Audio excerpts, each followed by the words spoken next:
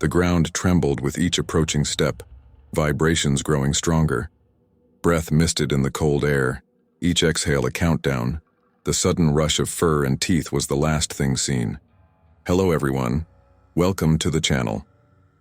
Before we dive into today's stories, I'd like to ask for your support by subscribing to the channel. Your subscription is very important to us, so please subscribe to stay updated with future stories. Also, leave a comment letting me know which city in the world you're watching from. Now, let's get into the first attack. The air in the cabin was heavy with the scent of pine and damp earth, a smell that made me feel both grounded and isolated.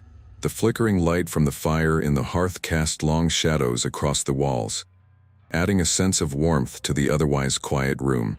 I glanced around the small space, taking in the wooden beams, the simple furniture, the big picture window that framed a view of the dense forest outside. The serenity was peaceful, but also a little unsettling. I had been in Olympic National Park for nearly 3 days now, solo, taking a much-needed break from my hectic life in Seattle. The city felt miles away, even though it was only a couple of hours' drive. The air was fresher, and the silence, broken only by the occasional bird call, was more intense than I expected. The forecast had predicted rain, but the sky had been clear for most of the day, lulling me into a false sense of security.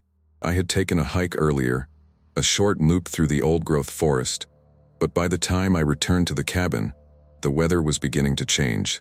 The wind was picking up, a low moan threading through the trees outside, and the first drops of rain began to patter against the roof. I pulled the wool blanket tighter around my shoulders and stepped onto the porch. The storm wasn't here yet, but I could feel it coming, a heaviness in the air, a sort of quiet before the chaos. I tried to shake off the gnawing sense of unease that had started to creep up on me since I'd arrived. It had been a long time since I'd been out here alone, and while I loved the outdoors, the solitude was always more intense than I remembered. The sound of a branch snapping in the distance broke my reverie. I froze, listening intently. Maybe a deer or a squirrel, something small. The park was known for its wildlife, and though I hadn't seen much so far, I knew there were bears in the area. Black bears, mostly, but the occasional grizzly could wander through. My thoughts flitted back to the ranger's warnings when I first arrived. "Keep food locked up," they said. "Don't leave anything out at night." I turned back inside, pushing the door closed behind me. The fire crackled in the corner, a soft reminder that I wasn't truly alone, that the warmth of the flames could keep me safe. It's only for a little while longer. My phone sat on the small kitchen counter. No bars, not even a whisper of a signal. I'd learned to ignore the loneliness of being unreachable. I didn't need anyone. I was here to disconnect, to recharge. The storm outside intensified, and with it came the unmistakable sound of wind gusts.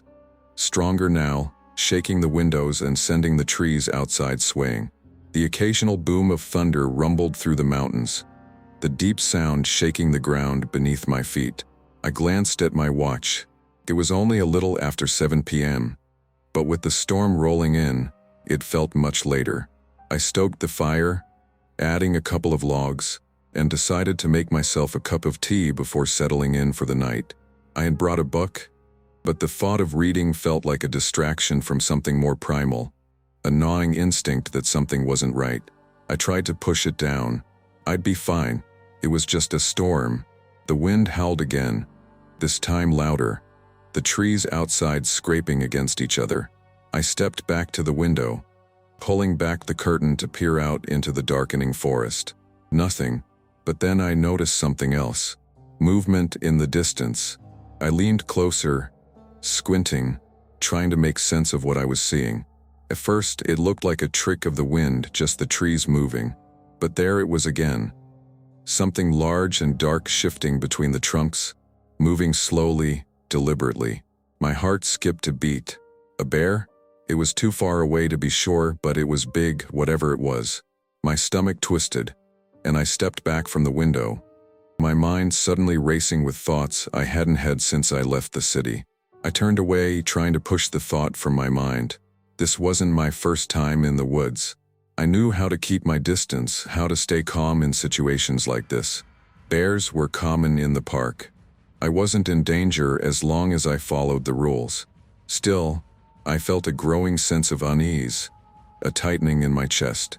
The sound of rain pounding against the roof seemed to intensify, drowning out everything else. I didn't want to be paranoid, but there was a weight in the air, a sort of pressure building around me, making the space feel too small. Then the sound came again, louder this time, a branch snapping. I froze, staring at the door. The sound was unmistakable now, followed by a rustling noise, something heavy moving just outside. I held my breath, straining to hear over the storm. Could it be an animal? And deer, like I'd hoped earlier? But there was something different about the sound. The unmistakable rustling of something much larger. The hairs on my neck prickled. Don't be ridiculous. I told myself. It's just the wind, just the storm. But deep down, I knew that wasn't true. The storm wasn't the only thing out there. I grabbed the flashlight from the kitchen counter and moved silently through the cabin, glancing out the back window. The beam of light danced wildly, catching only shadows, thick darkness beyond the glass. But then the beam stopped, and I saw it. Something moving at the edge of the tree line. A massive, hulking figure. My breath hitched in my chest. It was a bear, a big one. I grabbed my jacket from the hook by the door and quickly slipped into it. My mind raced, heart pounding as I debated whether I should try to lock the door, or if it was too late for that. I thought about the ranger's warnings again. If you see a bear, don't approach it. Don't try to interact. But I wasn't sure I had the luxury of choice. The bear wasn't simply passing by. It was getting closer, moving toward the cabin.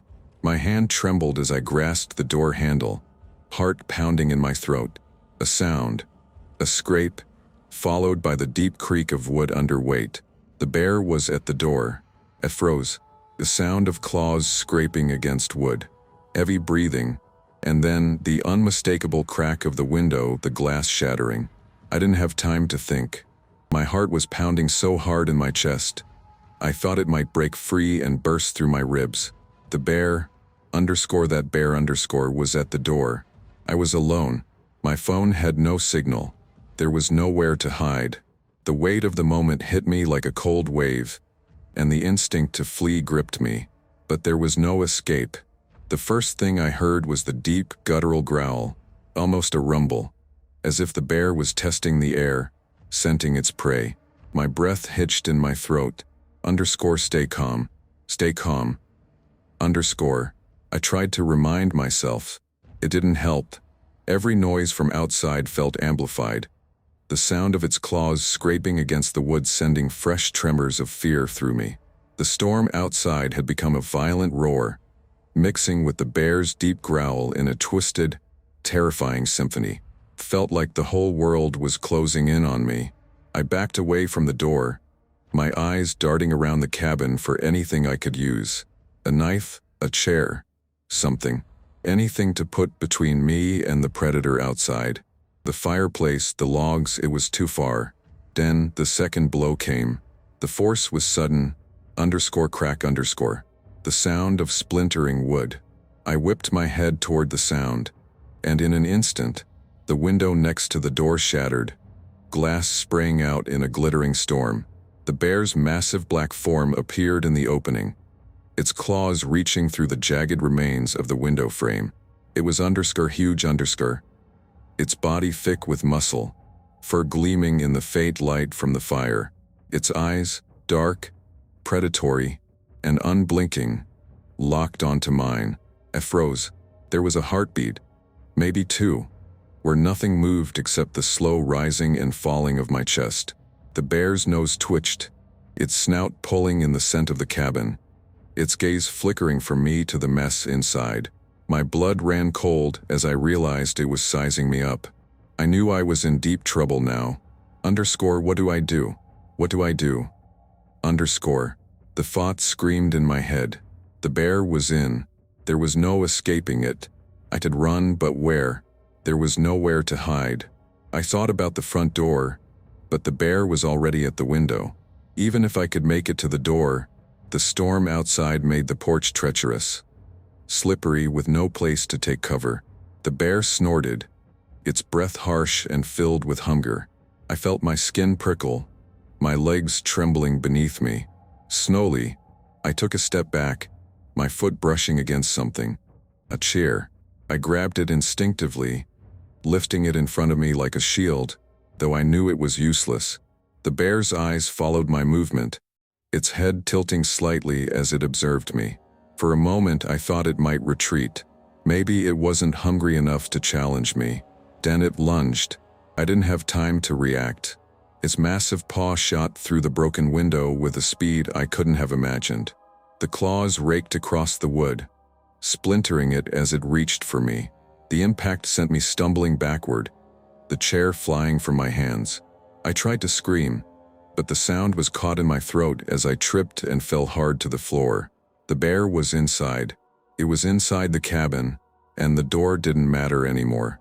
I scrambled backward, panic setting in like an iron grip around my chest.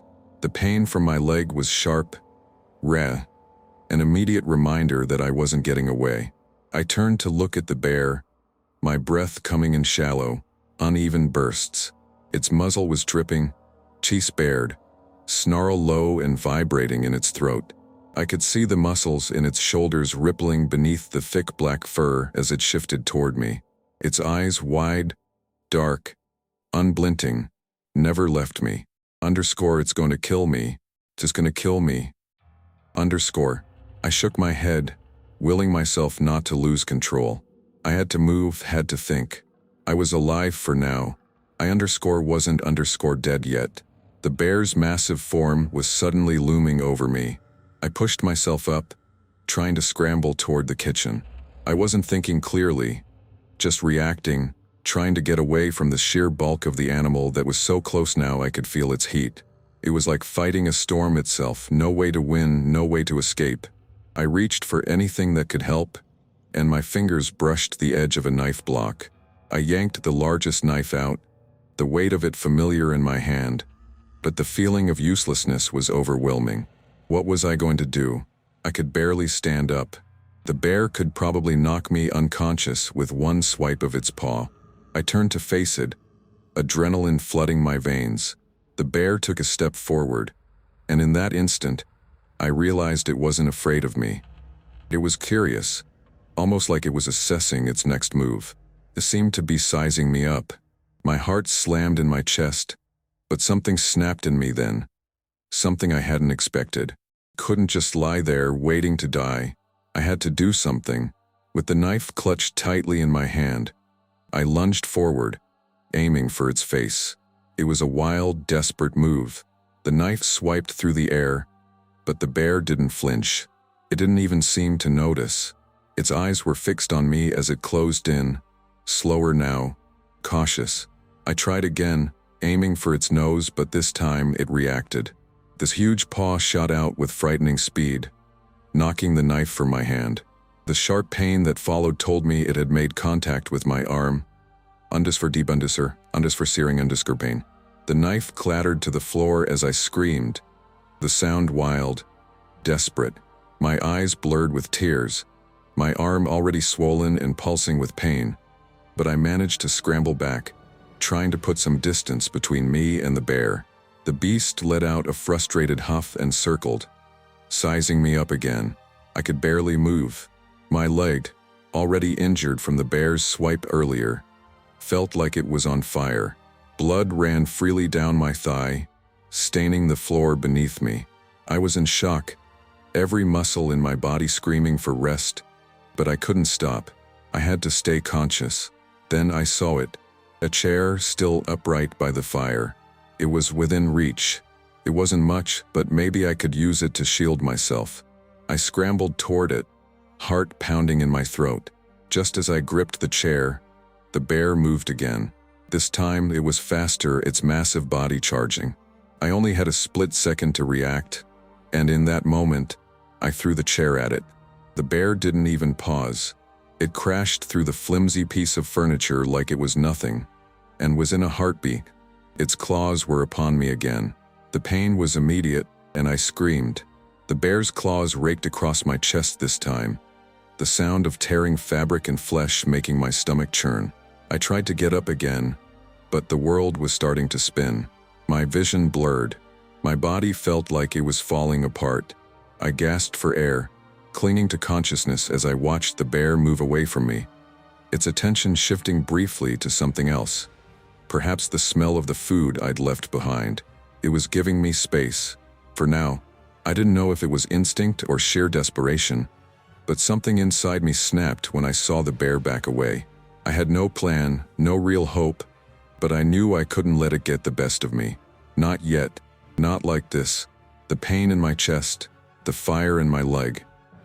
Every inch of me screamed at me to lie down, to let the blackness that threatened to take over pull me under. But I refused. I pushed myself up off the floor with shaking hands, my body trembling from shock, fear, and pain. Blood dripped down my leg, pulling on the cabin's wooden floor, but I couldn't afford to stop. My breathing was ragged, shallow, but I had to keep moving. The bear had turned away, distracted by something. Perhaps a smell, perhaps its own instincts, but it wasn't entirely focused on me now. I took advantage of the moment, my eyes darting around the cabin. What could I use? The fire too far, the kitchen too close. But then, I saw it. The small metal flashlight on the kitchen counter, just within arm's reach. I didn't have a weapon, but I had the flashlight. It was heavy, solid, and maybe, just maybe, it could work as a makeshift club. I lurched toward it, my legs unsteady beneath me, my breath ragged from the exertion. The bear, still snorting and sniffing the air, seemed to be disinterested in me for the moment, as if deciding whether it should retreat. The storm outside had let up a little, but the steady patter of rain on the roof was replaced with the low growl of thunder in the distance, the kind that warned of more chaos to come. I grabbed the flashlight with a shaking hand, clutching it tightly. My fingers were slick with blood, my own blood, and I couldn't feel anything but the sharp throb in my arm and leg. Still, I managed to stand. I raised the flashlight like a club, hoping I could make it work. The bear turned back toward me. I felt my breath catch. It was already moving toward me, closer this time, its massive paws making heavy thuds on the wooden floor. It wasn't backing down. I swung the flashlight at its face, aiming for its eyes. It was a weak, clumsy swing, more out of desperation than skill. The bear didn't seem to notice at first, its enormous head just shifting slightly in response. No, not again. I swung harder, with every ounce of energy left in my battered body. This time, the flashlight connected with the bear's snout, and the impact reverberated through my arms. The bear let out a sharp, startled growl, recoiling slightly, but then it surged forward, anger flaring in its eyes. It was mad now. In a single movement, the bear lunged at me, its claws outstretched. It was too fast. I didn't even have time to react. I felt its massive paw slash across my chest again, the weight of it knocking the air from my lungs. Pain exploded in my ribs, but this time, I fought to stay conscious. Couldn't let it win. I hit the ground hard, my head cracking against the floor. My vision blurred, and for a moment, the room seemed to spin. I could hear the bear's deep growls, but they sounded distant, muffled by the ringing in my ears. Stay awake. Stay awake. I forced my eyes open. The bear was circling me, its claws clicking against the wooden floor, each step heavy and deliberate. It was toying with me, like a cat with a mouse. I could feel my heart pounding faster, blood soaking into the floor beneath me, the world tilting. I managed to crawl backward, dragging my body inch by inch away from the bear. It followed, still watching me with those cold, unblinking eyes. Don't stop. Keep moving. Somewhere, deep in my survival instinct, I knew I couldn't give up. Not like this. If I lay here, it would come for me again. finish the job. I couldn't give it that satisfaction. I couldn't die like this. I felt the heat of the fire against my skin. The hearth was just a few feet away. Maybe I could use it. The fire wasn't huge, but it was still dangerous. If I can just... No. It's too far. It's too far. Couldn't make it. The pain was too much. Then, through the haze of pain and blood loss, I saw something. The chair. The one I'd thrown at the bear earlier. It had landed at the far end of the cabin, out of its reach. I could just make it out through my blurred vision. I had a plan. I pushed myself up again, wincing as the movement sent fresh waves of pain through my body. I could feel the blood flowing faster now, my body growing weaker with every passing second. But I didn't have a choice. I crawled toward the chair, every movement sending another jolt of pain through me. My hands were slick with my own blood, and the floor beneath me was slick as well, making it harder to gain traction. But I couldn't stop. The bear was still watching, circling, waiting. I reached the chair. My hands gripped it, my fingers trembling as I tried to steady myself. It wasn't much, but it was something. Something to put between me and the bear.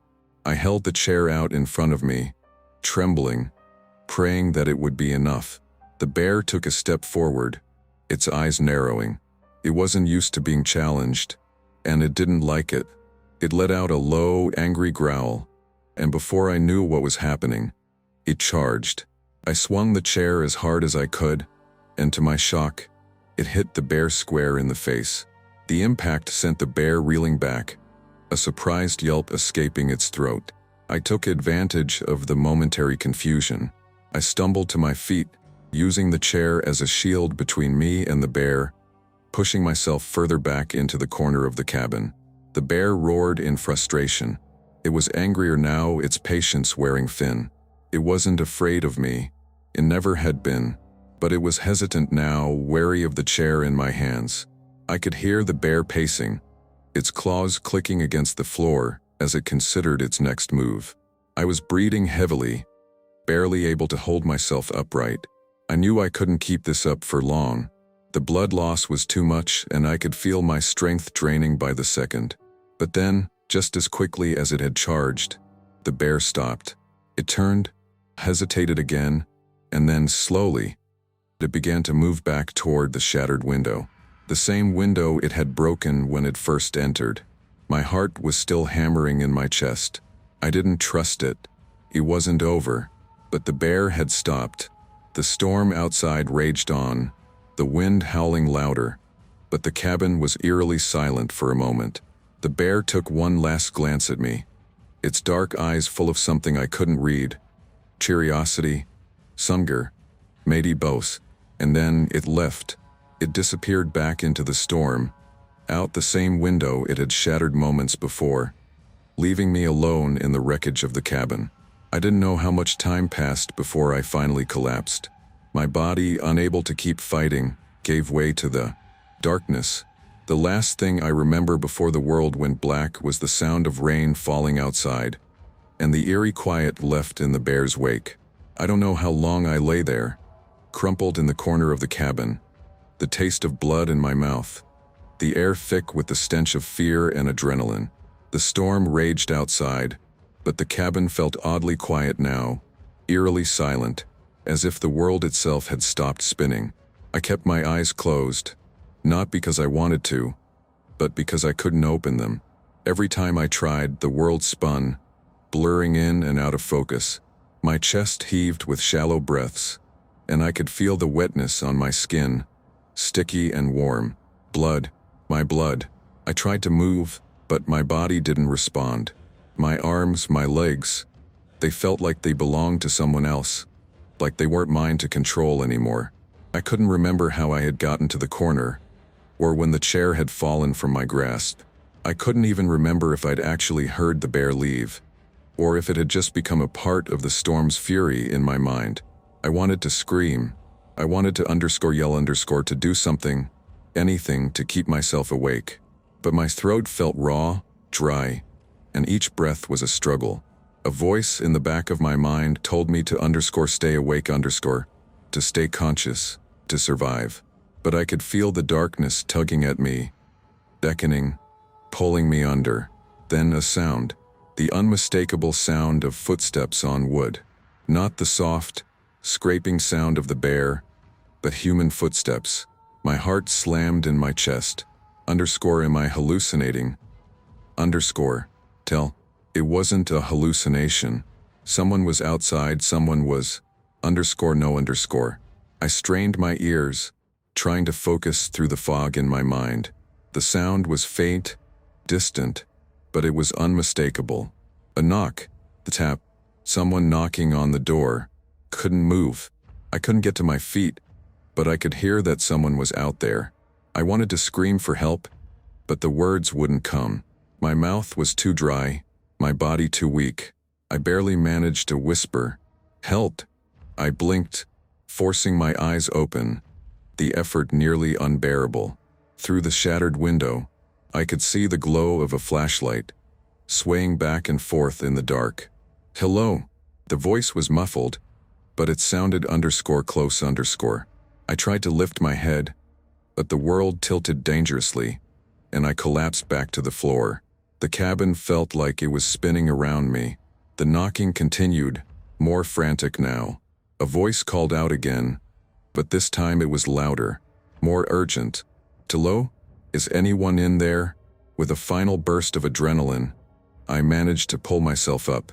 My hands, bloody and raw, scrambled across the floor, gripping the edge of a nearby chair to steady myself. I could hear the door creaking open. The voice outside was unmistakable now. "It's me, Terry, the ranger. Are you okay?" Terry. You was the one who had given me the orientation when I'd arrived at the cabin, the one who had told me about the bears and the precautions I needed to take. I felt a surge of recognition flood through me, followed quickly by panic. I didn't want to be alone anymore. I needed help. "I'm here," I rasped, my voice barely a whisper, hoarse and cracked. The door swung open slowly, and the flashlight beams sliced through the dark. And first, all I could see was the shadowy silhouette of a man. But then Terry stepped into the cabin, his eyes widening as they took in the scene. His flashlight bounced off the broken window, the overturned furniture, and, finally, me. Blood soaked my shirt, and the gash across my chest was deep, pulsing with every ragged breath I took. "Oh my God," Terry said, rushing over to me. His voice was a mix of shock and concern. "What happened? Claire, what happened to you?" I swallowed hard, trying to find words through the pain, through the dizziness. "Bear," I whispered, coughing. "To bear." It came inside. Terry's face turned pale as he quickly knelt beside me, his hands trembling as he took in the extent of my injuries. He didn't need to ask any more questions. The blood, the broken window, the destruction, it was clear what had happened. "Hold on, Claire," he said softly, pulling his radio from his belt. "I'm calling for help. I'm going to get you out of here." I shook my head, my vision clouding again. The sound of the radio crackling in the background, the rush of voices on the other end. Your Anne muffled, distant. I don't think I can," I whispered, the words so faint I wasn't sure if Terry even heard them. He must have heard, because he looked at me with urgent eyes. "Don't talk like that. Help is on the way. Stay with me. Stay conscious. Okay? Just stay with me." I nodded, but it wasn't a promise. I didn't know how long I could stay awake. The pain was consuming me. It was a hot, pulsing fire that started in my chest and radiated outwards, engulfing every part of me. My heart was racing, but it felt like I was sinking into the floor, like I was being swallowed up by the shadows. Terry was speaking into his radio, relaying my location, but I couldn't focus on his words. His voice was a blur in the background, a drone I couldn't connect with. I was slipping again. "Claire," he said, louder this time, grabbing my arm. "Look at me. Stay with me. Just breathe. You're not alone. You're not alone." I didn't want to hear him anymore. I didn't want to hear anything. All I could think about was the bear, the way it had looked at me, the way it had charged through the window like it had no choice, the way I had no choice but to fight back. I could feel the darkness pulling at me again, and this time I wasn't sure I could fight it off. My eyelids grew heavy, and no matter how hard I fought to keep them open, the blackness crept closer. Terry's voice, strained with concern, cut through the fog just in time. "Claire, look at me. Stay awake. Okay? Just stay awake." I wanted to scream at him. I wanted to tell him that I couldn't, that I was so tired, so exhausted, but the words wouldn't come. Instead, I let my head slump back against the floor, feeling the coldness of the wood against my skin. The rain had started to fall harder again, the rhythmic sound of it against the roof making it hard to tell if I was still hearing the storm or if I was just fading. I heard Terry swear under his breath. Then he was lifting me, gently but with urgency, his arms supporting my shoulders and legs. He was strong, and I felt a flicker of relief that someone was there, someone who wasn't a bear. "We're getting you out of here," he said, and his voice was firm now, no longer panicked. "You're gonna be all right, Claire. You're gonna be okay." But I wasn't so sure. My body was shutting down, too many wounds, too much blood lost. My head lolled against his chest as he carried me out of the cabin. I could hear him calling into his radio again, but it sounded far away, like it belonged to someone else. I couldn't fight anymore. The journey from the cabin to the ranger station was a blur. Terry's arms were strong, but the strain of carrying me through the rain-soaked wilderness seemed to weigh him down with each step. I could feel his muscles flex under me, his body's heat providing the only comfort I could cling to as my world tilted and swirled. Every time I tried to open my eyes, the pain surged, like 1,000 tiny needles being driven into my skin. "Stay with me, Claire." Terry's voice was a lifeline in the chaos, but it was also tinged with something darker, something that made my heart ache. "Worry, dear." He was scared, I could hear it. I couldn't bring myself to respond. The words wouldn't form, my throat dry as the desert. My body felt like it was no longer mine, just a collection of broken pieces. I focused on his voice, on the soft rustling of the trees around us, on the sound of the rain, hoping that these small things would anchor me to the world. Stay awake. I had to stay awake. I tried to focus, to listen, to remember the sounds around me, but the darkness was creeping in again. I felt my head rolling forward, and the moment I succumbed to the weight of my eyelids, everything went black. I woke to the sound of voices, low, calm voices. The first thing I felt was the steady rhythm of a heartbeat. Not mine, a strong, calm heartbeat. I knew that sound. "Terry," I croaked, my voice raw and unrecognizable. Hey, it's all right. You're in good hands now." The moment I heard his voice again, the sensation of safety, of familiarity, washed over me like a warm tide. I tried to open my eyes, but the room was spinning, the lights too bright. I heard the swish of a curtain being drawn back and the smell of antiseptic, and a sudden burst of panic surged through me. No, I tried to sit up, but pain shot through my chest, radiating down my arms and into my legs. I gasped, clutching my side. "Easy now." Terry's voice was soft but firm. He pressed me gently back onto the bed. "You're at the hospital. You're going to be fine. They've got you." My eyes finally fluttered open, but everything was blurry. It took a moment for my vision to focus, and even then, the world around me seemed strangely muted. Colors too bright, shapes too sharp, as if I was looking at everything through a fogged glass. I turned my head slowly, trying to take in my surroundings. The sterile white walls of the small clinic felt both foreign and familiar. The faint beep of a heart monitor played a soft, constant rhythm in the background. I realized I wasn't alone in the room. A nurse was sitting at the foot of my bed, her eyes scanning me for any signs of distress. "Easy now," she said, her voice soothing. "You've had a rough time, but you're stable now. Just rest." Terry stood beside the bed, his face haggard, his usual calm demeanor gone, replaced with the exhaustion of someone who'd been running on fumes. His hair was wet, his clothes damp from the rain. His eyes were bloodshot, and when he looked at me, I saw a flicker of something unspoken, something more than concern, something that made my chest tighten. "You're safe now," he said again, like he was trying to convince both me and himself. "The bear, it's gone. You're out of the woods." I swallowed hard, trying to shake off the weight of the memories pressing on my mind. The bear's face, the claws, the window smashing, the blood. You called for help?" I asked, barely able to keep my voice steady. "Yeah," he said, his voice breaking for just a moment before he recovered. "I radioed in as soon as I saw you, got the Rangers to respond quickly. We had to carry you out on foot. It wasn't easy, but you made it, Claire. You made it." I blinked, trying to process what he was saying. "How long was I out? How long did it take?"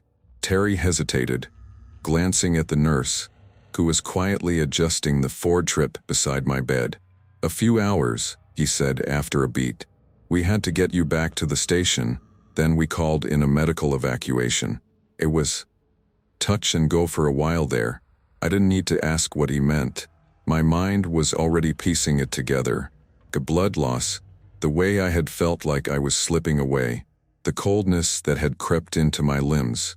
I was fading. I whispered, Was I close?" Terry looked at me for a long moment, his gaze unreadable. He wasn't avoiding the question, but he wasn't answering it directly either. Instead, he spoke in a soft, careful tone. "You're strong," he said, "and you fought. You fought like hell to stay with us." I didn't know how to respond to that. The words didn't seem to matter. They couldn't change the fact that I had nearly died out there, in that cabin, alone with the bear. The nurse, noticing the shift in the atmosphere, gave a small, sympathetic smile and excused herself, leaving Terry and me alone in the small room. He sat in the chair beside my bed, not saying anything for a long moment. The silence between us felt heavy, but not uncomfortable. "Claire," Terry began, his voice quieter now, "I need to ask you something, and I'm sorry. I know it's a lot, but I need you to tell me exactly what happened. I need your statement." I frowned. "A statement? The authorities," he explained gently. "They'll want to know what happened. The Rangers will need to file a report, and there's the local news. The bear was a big one, Claire. We need to make sure everything is documented." I understood what he was saying, but a part of me recoiled at the thought. I didn't want to relive it. I didn't want to describe the bear's claws, the smell of its fur, or the way it had stood over me, sizing me up. "I don't know if I can," I trailed off. "It's all a blur, Terry. It's all mixed up in my head. The bear, I can't even picture it clearly. I'm just so tired." He nodded, his expression softening. "I know, Claire, you don't have to do it right now, but when you're ready, we'll need to get everything down. The Rangers, the state officials, they'll need to know exactly what happened." I closed my eyes, feeling the weight of his words settle deep into my bones. He was right. There was a process. There had to be.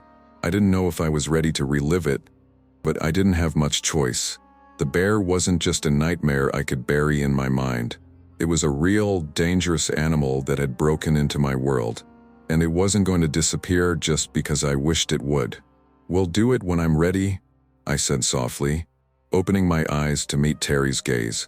"I'll talk about it when I can." Terry's face softened, and he nodded slowly. "Whenever you're ready. Narus, just know we're all here for you, Claire. All of us." I didn't know how to say thank you. I didn't know if there were words for that kind of gratitude. So I just nodded, closing my eyes again as the exhaustion overcame me, and the darkness crept back in. But this time I wasn't afraid. This time I wasn't alone.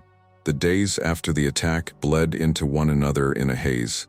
The constant drone of hospital monitors, the antiseptic smell of the clinic, and the faint beeping of my Ford trip were the only things that kept me tethered to the present.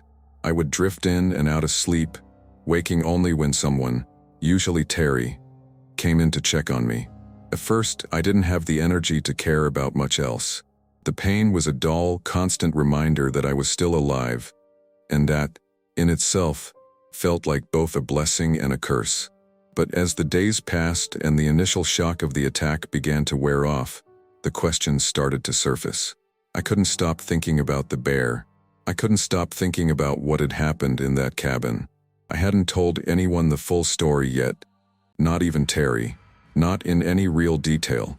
The thought of recounting it, of describing the bear's huge, glossy eyes, the claw marks that still felt fresh on my skin, or the sheer terror of it crashing through the window, was too much. I didn't want to go there, not yet, but I knew I had to. I knew the authorities would want to talk to me. They'd want answers. It was the morning of the third day after the attack when the first ranger came to see me. The door to my room creaked open, and I turned my head to see a man in his mid-40s, tall, broad-shouldered, and dressed in the signature green uniform of a park ranger. He looked tired, but there was a quiet intensity in his eyes as he stepped inside. I had seen him before when I first arrived at the cabin, one of the park rangers who had given me the safety briefing. His name was Sam. "Claire Mitchell?" he asked, his voice low and even. "That's me," I said, trying to sit up. A sudden wave of dizziness hit, and I steadied myself with a hand on the bed rail. "I'm Sam Wallace," he said, walking over to my side with a clipboard in hand. He glanced at my fore and nodded, a flicker of concern passing over his face. "I understand you've been through a hell of an experience. I'm sorry for what happened." I didn't say anything at first, unsure how to respond. Instead, I just nodded, feeling the weight of the situation pressing down on me. The bear attack felt like it had happened a lifetime ago.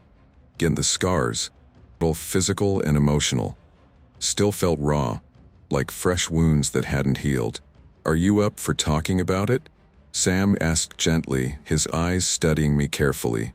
"We need to get a full report on what happened. We're investigating the incident." I swallowed, suddenly feeling a knot form in my stomach. "I'm not sure where to start," I said softly. "It's all kind of a blur." He gave me a reassuring smile, but his eyes were serious. "I understand. Take your time. We'll walk through it slowly." "Naros." I took a shaky breath and nodded. Sam pulled up a chair next to my bed, sat down, and flipped open his clipboard. His pen hovered over the paper as if waiting for me to speak. I wasn't sure if I was ready, but I knew it had to be done. I had to face it. I had to make it real. "I was in the cabin," I started, my voice sounding foreign to my own ears. It was dark. The storm had picked up. I was sitting in the living room, just kind of waiting for the weather to pass. Sam nodded, jotting down notes. "You were alone?" "Yes," I replied, my voice quieter now. "I'd been there for 2 days already. I thought I was safe. I'd followed all the instructions you gave me about keeping food sealed and the windows closed. I had no reason to think anything would happen." Sam made a small note on his clipboard. "And then the bear?" I closed my eyes, trying to recall the details. The way the night had felt so calm at first. The steady tapping of the rain against the cabin windows, the occasional roll of thunder. But then, in the blink of an eye, it had all changed. "What happens now?" I asked, looking down at my bandaged leg, the memory of the pain still fresh. "Are you going to track it down? Make sure it doesn't hurt anyone else?" Sam's face darkened. "We're going to try. Find Claire. There's no guarantee we'll find it. Could be long gone by now. Bears are incredibly good at covering their tracks." I felt a shiver run through me. The thought of that thing out there, still roaming the woods, made my stomach churn. It was still out there, somewhere, and I wasn't sure if I'd ever feel safe again. "But don't worry," Sam added, his tone gentle. "We'll keep an eye out. We're going to take all the necessary steps to make sure something like this doesn't happen again." I wanted to believe him. I wanted to trust that the park rangers could find the bear and make sure it never posed a threat again. But in the pit of my stomach, I knew that something had changed. The world had shifted. I would never feel safe in the woods again. Later that afternoon, another ranger came by to confirm some details. The attack had made headlines locally, and the authorities were treating it seriously. But in the end, it was clear they didn't know much more than I did. The investigation was moving forward, but with little fanfare. Just another bear encounter in the Pacific Northwest. A reminder that the wild could never be fully tamed. But the thing was, no one would ever understand the terror I'd felt. No one would know what it was like to stare into the eyes of something that saw you only as food. To survive, it was one thing. To remember it. That was something else entirely. It's strange how quickly life can go back to normal, even after something as horrifying as what happened in that cabin. I guess I thought that after surviving a bear attack, I would somehow be different. Changed in some profound way, but as the days wore on, I found myself slipping back into routine. The cuts on my leg and chest were healing, the bandages slowly replaced with stitches that would eventually fade into scars. The physical wounds would leave marks, but the emotional ones were harder to gauge. And as the week passed, I tried to ignore the nagging feeling that I was being dismissed. The rangers had given their report to local authorities, but there hadn't been much follow-up. The bear had never been found. A few people in the area had heard about the attack, and some had taken extra precautions, but as far as anyone was concerned, the incident was just another bear encounter in the wilderness. A reminder of the dangers lurking in the forests of the Pacific Northwest. That Saturday afternoon, I sat at the kitchen table of my apartment in Seattle, staring at the computer screen in front of me. It had been almost a week since I left the hospital, and I was supposed to be making phone calls for an online yoga class I'd scheduled, but instead, I found myself searching for news stories about the attack, about my attack. I didn't know what I was hoping to find. Maybe a different angle on the story, something that would validate my experience, that would make it feel real, something beyond the official report. Something that wasn't just an anonymous mention in a list of recent wildlife incidents. Something that would make people understand what happened that night. A notification popped up from the local news website, and I clicked on it immediately. It was a brief story, a single paragraph buried in the middle of the page. _woman injured in black bear attack near Olympic National Park _. The article mentioned the bear breaking into the cabin, the injuries I had sustained, but he was mostly focused on the ranger's statement. No mention of the bear's behavior, no mention of how terrifying it had been, no mention of what it felt like to be completely helpless. The only thing that stuck out was the final line. The authorities are still investigating the incident, but no other reports of bear aggression have surfaced in the area. That was it. It was like the event had been reduced to a statistic, an entry in a long list of wildlife incidents that people would forget the next day. Frustration churned in my stomach. I clicked through a few more tabs, searching for something more, but the result was the same. Nothing. Nothing that showed what had truly happened. Nothing that captured the fear. A knock on the door startled me, making my heart race. I closed the laptop and stood, walking toward the door with a sense of unease. When I opened it, I found Terry standing there, looking exactly the same as he had when I last saw him.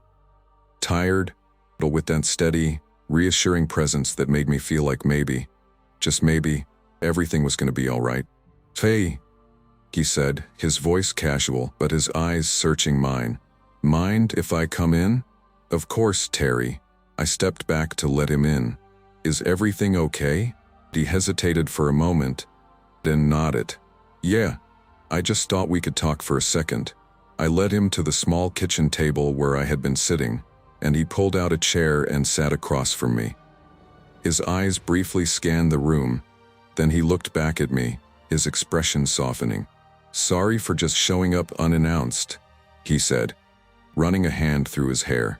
"I know you probably want some space." "No, it's fine."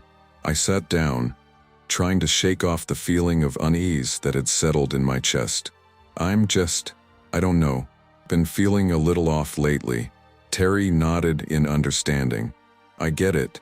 You've been through a lot." He paused, then spoke again. "I wanted to talk to you about something important. About the report." My heart skipped. "What about it?" "The authorities are finalizing their investigation," he said slowly. "And they want you to provide an official statement, the whole thing, from beginning to end. They need your side of the story." I blinked, swallowing hard. The thought of recounting the attack in full detail sent a cold shiver down my spine. I'd avoided talking about it in any real way since I'd left the hospital. I'd given them the basics when I was first brought in, of course, but that was just a clinical version of the events, nothing like what I had truly felt. And I wasn't sure if I was ready to go through it again. "Dare, really pushing for this?"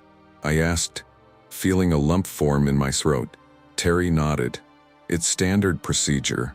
They'll need a signed statement for the record, and there's some pressure on the park services to close the case. They need something concrete to go off of, something they can present to the press, so they can put out a press release. I know it's a lot, but I think you're the last piece they're waiting for." I exhaled sharply. "What are they hoping to get out of it?" He leaned back, his eyes thoughtful. "I don't know. They want to ensure there wasn't anything more going on with the bear. Sometimes, when they don't find the animal, they wonder if it's just a one-off thing, you know? But in cases like this, where a bear attacks so close to a populated area, they want to make sure it wasn't a symptom of something more serious." "But I told them everything," I said quietly, the words slipping out before I could stop them. "I already gave them my statement when I was in the hospital." "I know," Terry said, his voice gentle. "But now they want the full picture. They'll want you to relive the whole thing. Every little detail. The attack, the bear's behavior. Everything. And they'll probably want it signed and on record." A heaviness settled in my chest. I had told them the basics already. But this was different. This was me. _me, sir. Sitting down and speaking those words out loud. This was me telling the world what had happened, confirming what I already knew in my bones. That I had been attacked, and that I wasn't just a statistic. I was _person_ who had come face to face with a creature that was stronger, faster, and more dangerous than anything I could ever fight. I closed my eyes for a moment, gathering my thoughts. "I don't know if I can do this," I admitted, voice barely above a whisper. Terry leaned forward, his eyes warm and reassuring. "You don't have to do it alone. You've already been through a lot, and I'm not going to push you. But I think it'll help, not just for them, but for you too. It might help you make sense of everything." I looked at him, and for the first time in days, I felt something close to relief. He wasn't pushing me. He wasn't demanding answers. He was just there. He was offering me the space to choose. "All right," I said finally, my voice firmer than I expected. "I'll do it. I'll give them the statement." Terry smiled, the tension in his shoulders easing. "You're making the right call. I'll be here for you, whatever you need." I nodded, feeling the weight of my decision sink in. This wasn't going to be easy, but maybe, just maybe, telling the story would be the final step in turning the page. Maybe it would be the closure I needed. But as I sat there, looking at Terry across the table, I realized that the hardest part was still ahead. The air felt different when I walked back into the cabin. Even though it had been nearly 2 weeks since the attack, the sense of dread that hung over the place hadn't faded. The storm had long passed, but its ghost still lingered, clinging to the wood and the glass, to the air itself.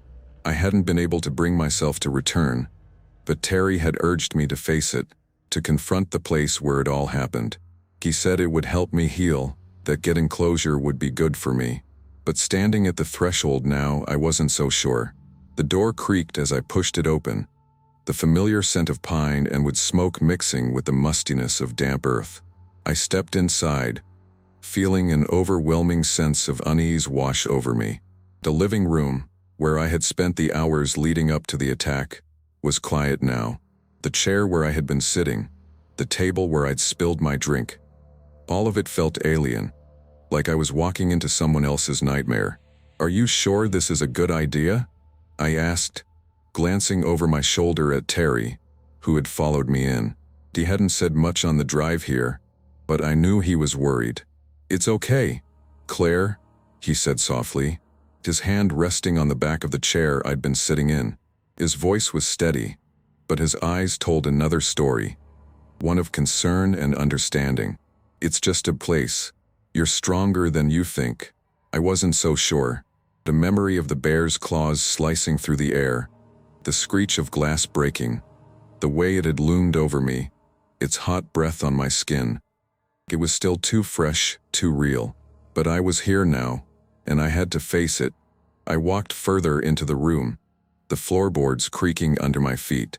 The broken window was still there, its jagged edges a cruel reminder of what had happened.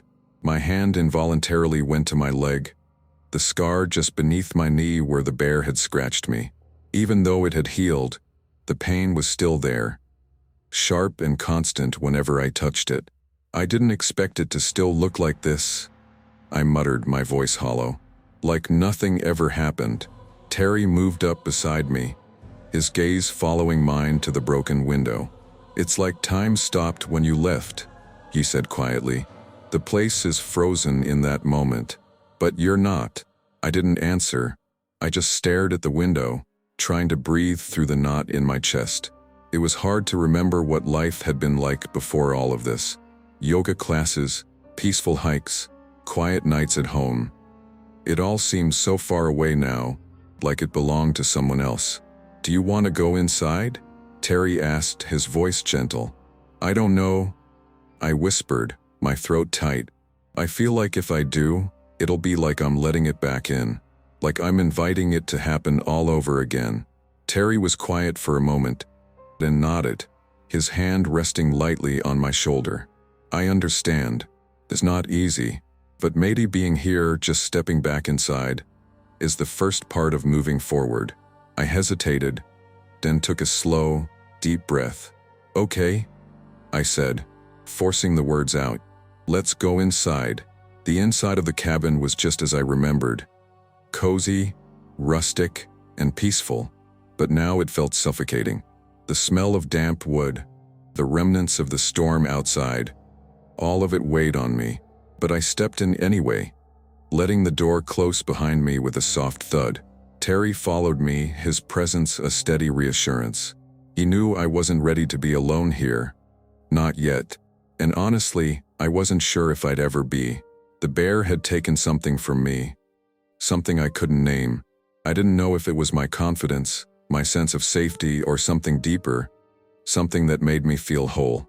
All I knew was that it had changed me, and no matter how much time passed, I couldn't undo that. We moved through the cabin slowly, as though we were intruding on some sacred space, and maybe we were. The bloodstains on the floor had been cleaned up, but the memory of the attack still lingered like a shadow in the corners of the room. "You should sit," Terry said, pulling out the chair where I had been sitting when the bear attacked. "Just for a moment. You don't have to stay long." I looked at the chair, at the small table where I had dropped my glass, where I had been when everything changed. My pulse quickened, and I felt dizzy for a moment, the world around me tilting. But I swallowed hard, determined not to let fear control me. I nodded and sat down in the chair, my body tensing as I did. The memory hit me hard, then like a physical blow. The crash of glass, the roar of the bear, the way I'd scrambled back as it loomed over me.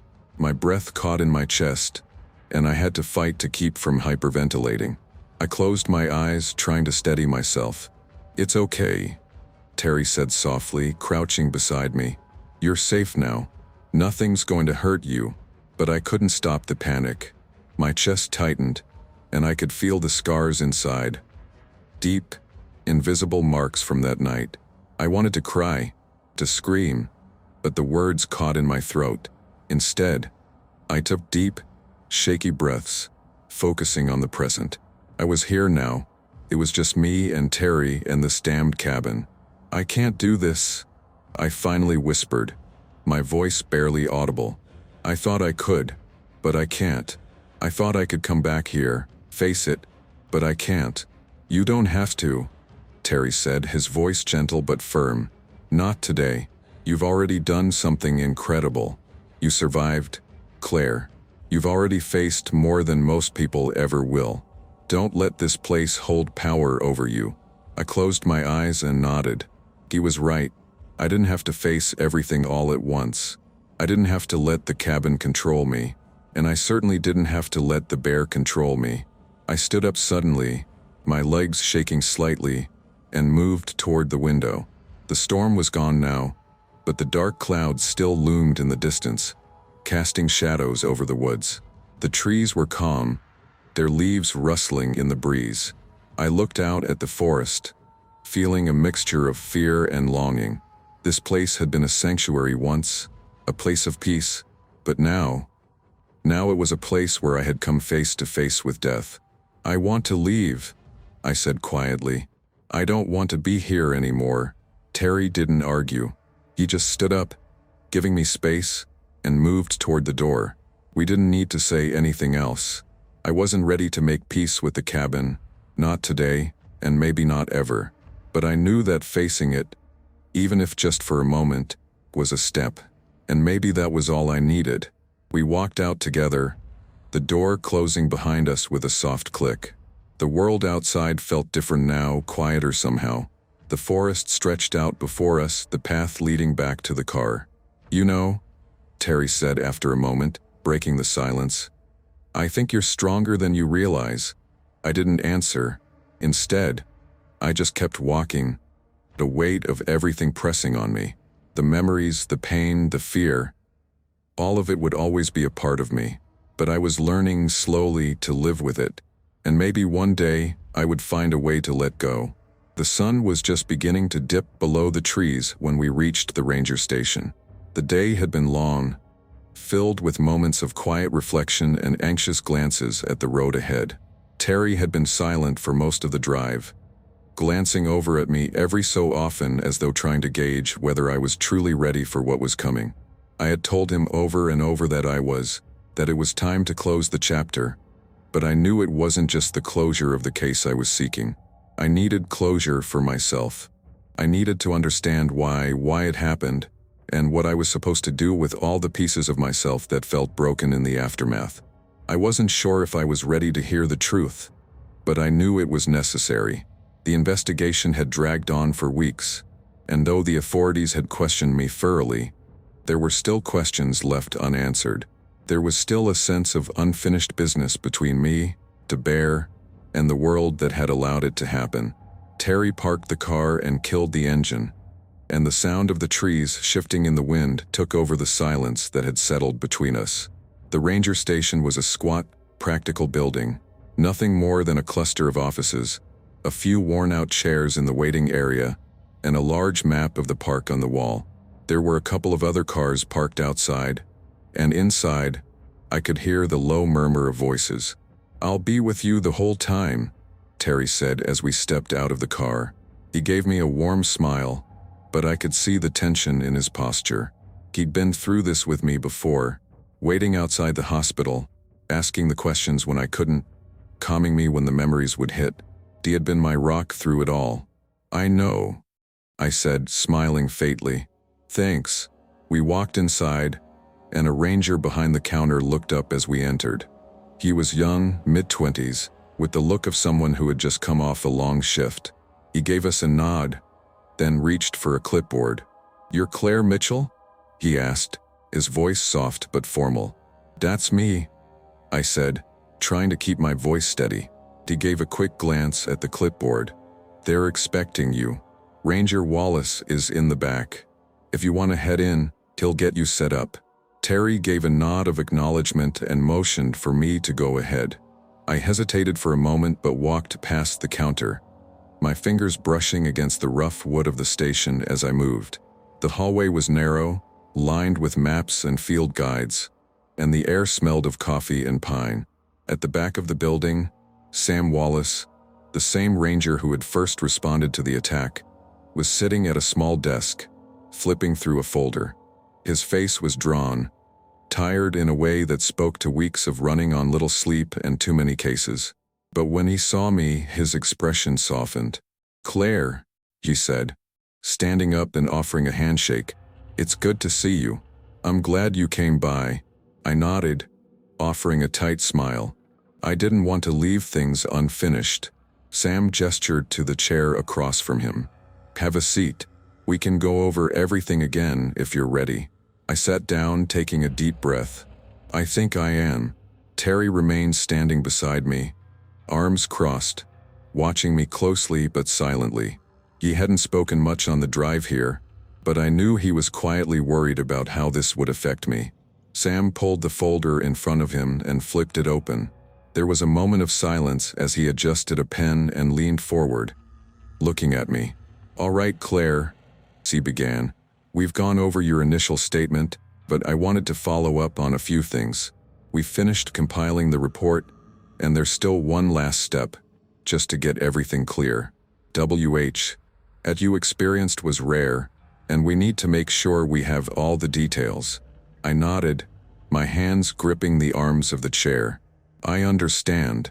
Sam gave a small, understanding smile. I'm not going to rush you, Claire. If at any point you don't want to continue, you can stop. Just take it one step at a time. I met his eyes, trying to steady my breathing. This wasn't going to be easy, but it was the final step. I needed to do this for myself. We'll start with the basics, Sam continued. You said that you were alone when the attack happened. It was late at night, and the storm was already rolling in. What exactly happened when the bear broke through the window? I swallowed, my mind flashing back to the moment everything had changed. I could feel the panic rise in my chest, but I fought it down. I was sitting on the couch, I began, my voice sounding hollow in the quiet room. The rain was falling hard, the wind howling outside. I remember hearing the wind first, then the creaking of the cabin as it shook with the storm. Then, it happened. The glass shattered, and I saw it. The bear's face huge and dark, its eyes wide, and then it was in the room with me. I paused, my hands trembling. Terry placed a hand on my shoulder, but he didn't speak. I tried to defend myself. I continued. I grabbed whatever I could. There was a chair nearby, so I threw it, and then I grabbed a flashlight and swung it at the bear. But it didn't seem to care. It just came at me like it was determined to. I couldn't finish the sentence. The words stuck in my throat. Too raw, too real. Sam nodded thoughtfully, making notes on the page. And you mentioned that the bear didn't seem to back down, even when you were defending yourself. I nodded slowly, my throat tight.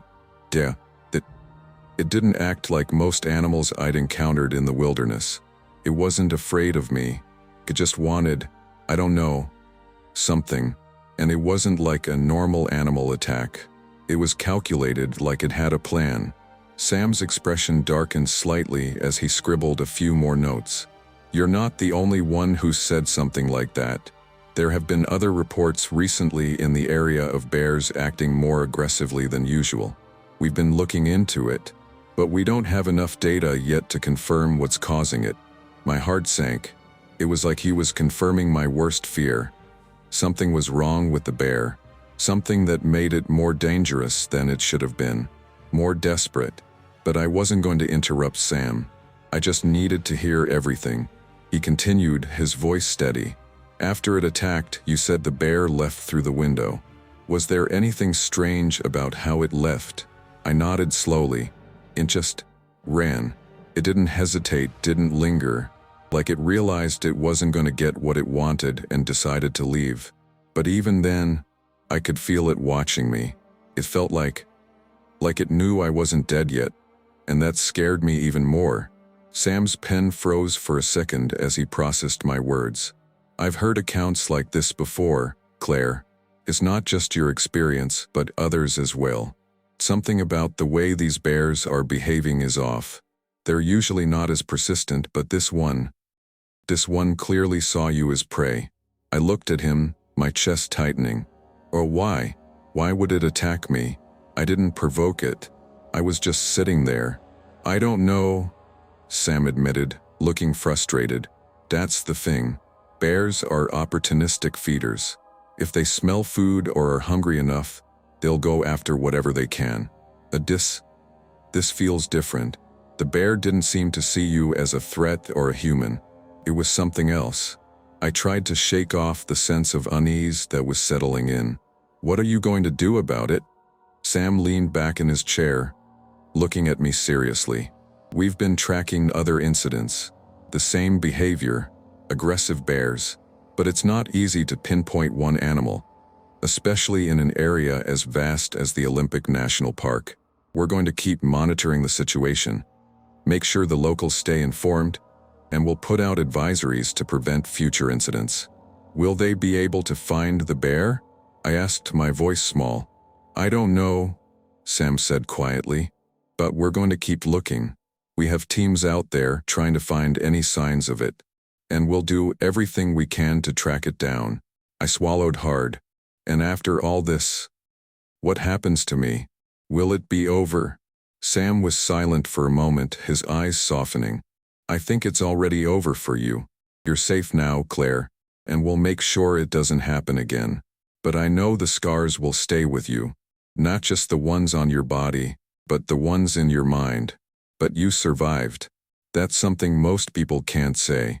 I nodded, feeling a lump in my throat. It doesn't feel like I've survived. It feels like I'm just waiting for the next attack. You're stronger than you realize, Sam said. You faced a bear and lived to tell the tale. You'll come out of this, Claire. You just need to believe it. I wanted to believe him. I really did. But it wasn't that simple. I would never forget the look in the bear's eyes, the way it had attacked with no hesitation. I would never forget the helplessness I had felt in that moment. But I would keep going one step at a time. The scars would stay, but they would fade. And maybe one day I would find peace again. As we stood to leave, Terry placed a hand on my back. You did good, Claire, he said. You're going to be okay. I nodded, trying to believe him. As we walked out of the ranger station, the cold night air hit my face. The trees rustled in the wind, their branches swaying in the breeze, as though whispering a reminder of the danger that lay just beyond the safety of the cabin. But for the first time since that night, I didn't feel as though I was being hunted. I was still here, and that was enough.